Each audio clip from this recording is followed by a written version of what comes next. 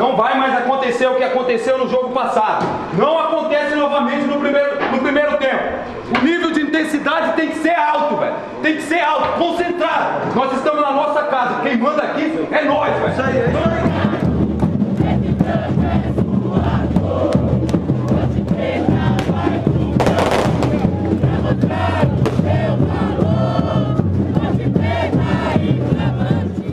Torcida de volta ao majestoso, terceira vitória consecutiva e vice-liderança da Série C. Realmente, final de semana melhor não poderia existir para o torcedor pontepretano.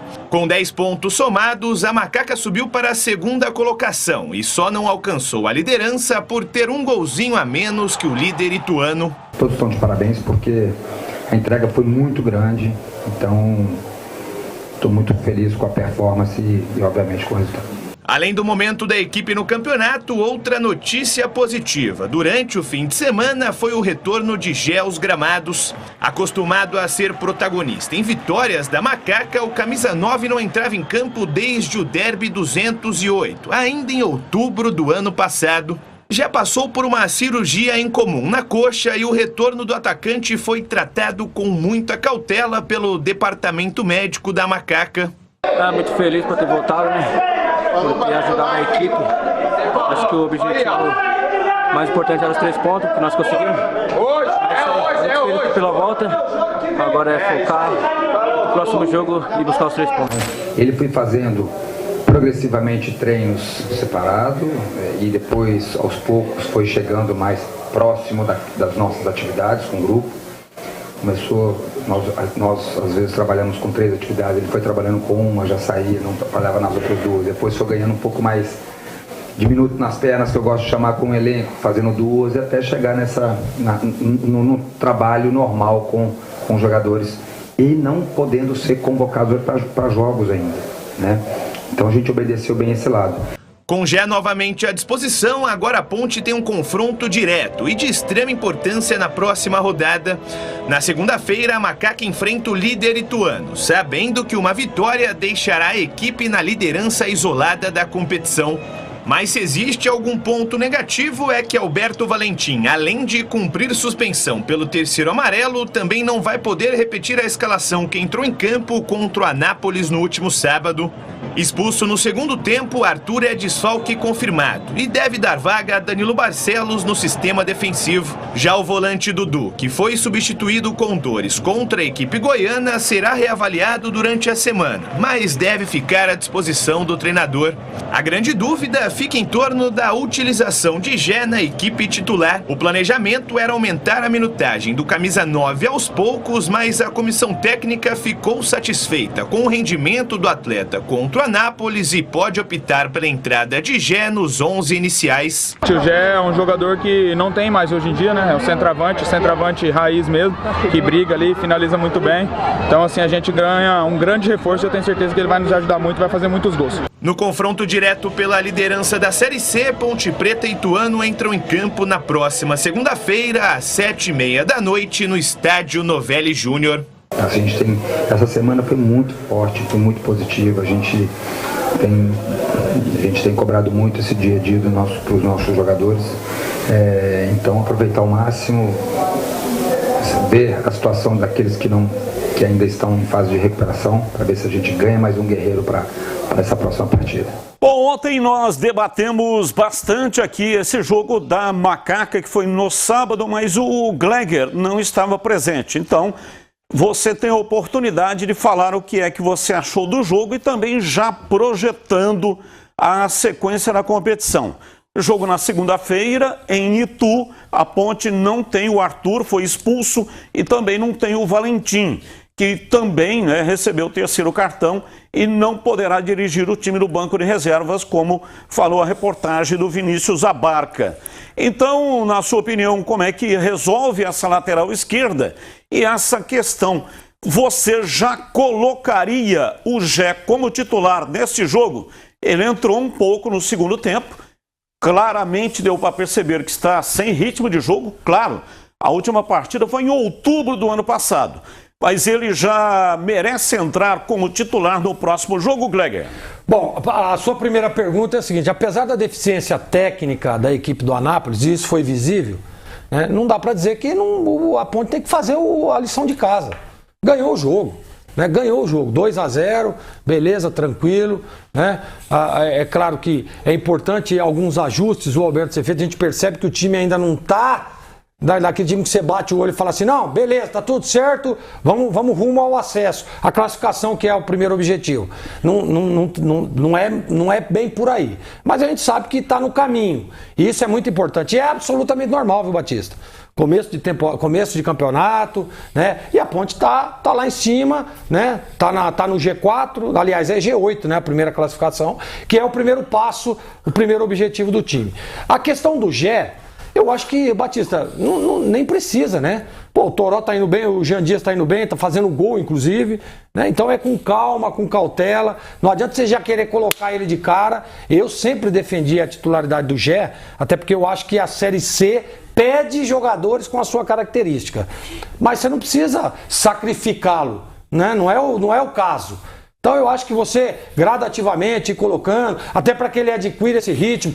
Por exemplo, se tem aí jogos, treinos durante a semana, é importante você colocá-lo também para que ele possa readquirir o ritmo necessário, né? E essa questão do Gé. E para esse próximo jogo, claro que sempre é bom você ter a referência, né? Provavelmente vai ficar o Douglas lá, tá falando isso agora na nossa área. Mas você perdeu o treinador, perde um pouco a referência. Mas o Alberto vai estar treinando durante o dia, vai dar a pré-eleção lá no hotel, né? Vai estar junto ali nas orientações junto com o seu auxiliar. Mas é importante estar ali no banco, sempre importante, uma perda considerável. Para a vaga do Arthur, provavelmente é o Barcelos. O Barcelos já está tranquilo, né? Então provavelmente deve ser o Barcelos. E esse jogo do Ituano, Batista, para mim, né? Apesar nós fizemos o jogo na TV aqui, Ituano e ABC, e a gente percebe que o Ituano é um time muito sólido, né? Um time que tem alternativas de jogo, estava perdendo, foi lá e virou, né? No último minuto, né? E com jogadores de qualidade, jogadores experientes. Então para mim vai ser um jogo realmente, não dá nem para dizer que um é favorito, que o outro tá melhor, nada, não dá para dizer nada. Os dois times estão com 10 pontos, fazendo, né, a mesma apresentação tecnicamente falando, times que ainda precisam evoluir, mas eu não tenho dúvida de que esse aí vai ser um jogo para que a gente possa ter uma definição. Opa, é mais para lá, é mais para cá, dos dois lados. Do lado da Ponte, também do lado do Ituano. E aí pega, por exemplo, o Alberto Valentim, que até pouco tempo estava lá em Itu, né? E pega o Mazola Júnior, que conhece tudo, as estruturas do Majestoso. Eu não tenho dúvida que teremos um jogão de bola. Uma pena que esse jogo foi marcado para segunda-feira, exatamente, né? Poderia esse é o tipo do jogo que era para ser sábado à tarde, domingo à tarde. Perfeitamente. Até domingo, sábado, 18 horas, 18h30 é um horário legal também. Mas a CBF marcou para segunda-feira e acredito que a torcida da Ponte, mesmo segunda-feira, vai comparecer lá no estádio Novelli Júnior. Ô CH, a sua opinião também sobre o Gé, já entra com ele no próximo jogo ou não? E a lateral esquerda, como é que se resolve? O Barcelos, né? Não tem segredo, e na frente tem que dar um tempinho pro Gé. Ele tem que todo jogo entrar um pouquinho, até ele readquirir a forma física. Ainda não está pronto o Gé, Batista. O pouco que ele entrou deu para perceber. Tá lento, tá com medo ainda. É natural, é absolutamente natural. Quanto tempo o Gé ficou parado? Tempão, quase um ano. Não é? Então foram muitos meses de inatividade para você colocar toda a carga. E outro detalhe que rema a favor dele continuar no banco de reservas. Toró Zorzinho jogando uma enormidade, não é? Calando a boca dos grandes críticos que o Toró... que eu me incluo nessa, o Toró tá jogando bem, cara. Tá fazendo gol. Como é que você vai tirar o Toró do time? Como é que fala? Tá tirando o pedido, né? Tirando o pedido, segundo o Valdemir Gomes. Então não tem para discutir. O Gé vai encontrar naturalmente o seu lugar. Ele é o principal atacante, mas nesse momento, Batista, deixa como tá. Agora, a Ponte tem um probleminha no meio campo. Não é? O Emerson Santos entrou muito bem na zaga. Foi muito bem como zagueiro, como quarto zagueiro, não é? Lucas precisa melhorar um pouco e o Dudu fez uma grande partida, só que ele saiu na última partida sentindo dores, talvez seja desfalque. Aí mora um problema, porque o restante é tudo igual. Jean Dias e lá na frente o Toró Zorzin, no meio campo Serginho e Elvis, aí o Lucas deve começar a partida, o restante não mexe, não é? Tem um problema na lateral direita, né? A gente estava debatendo ontem, então o Maguinho machucado, Pacheco não pode jogar, tá machucado também, né? Sim. Aí pode pintar o João Gabriel, Gleger. Então... O menino, o Luiz Felipe também, né? O Luiz Felipe, inclusive, faz lateral e faz no caso se o Dudu tiver. E bem lembrado pelo Gleger, eu acho que na caderneta do Valentim, o Luiz Felipe está na frente do João Gabriel. Eu também acho. Até porque ele andou escalando o jogador, até como meio campista, né? Que ele também faz a função de primeiro, segundo volante. Então eu acho que se não jogar Pacheco e Maguinho, vai jogar o Luiz Felipe. E olha, ontem lá na Rádio Bandeirantes teve um ouvinte que mandou uma mensagem. A gente trabalha muito com mensagens de ouvintes no FM 85,7 da Rádio Bandeirantes e também no youtube.com/Rádio Bandeirantes Campinas. E ele mandou uma mensagem e falou: Batista, o Jean Dias te imitou no segundo gol da Ponte. Ele deu chute no vazio. Eu fico dando o chute no vazio. Aqui na lata, né? Chute no vazio. Olha o que o Jean Dias faz. Olha lá, o Jean Dias está assistindo. Você viu ou não? Está assistindo o programa já. Ele confunde completamente a marcação. Ele dá um chute no vazio. O zagueiro quase quebrou as costas aqui. Ele está imitando você sim, Batista. Você tem toda a razão. O ouvinte está certo. Só faltou a pedalada, né? Olha lá, Jean Dias. Tudo bem, olha que jogada, assistiu o programa, meu filho. Sensacional. E o olhar periférico dele extraordinário, né? Olha lá, ele vendo um Maguinho passando aqui do lado. A passagem do Maguinho também importante, foi isso é muito importante para o jogador. Porque se ele insiste na jogada, vem por dentro, onde estava congestionado, ia resultar em nada. E aí entra o Maguinho como uma flecha, ele com o olhar periférico pega e rola pro Maguinho depois de enganar o zagueiro dando um chute no vazio. O zagueirão tá procurando ele até hoje, não sabe onde é que ele tá. Passou, fez um movimento de overlapping. Overlapping. Passou igual uma flecha o Maguinho, né?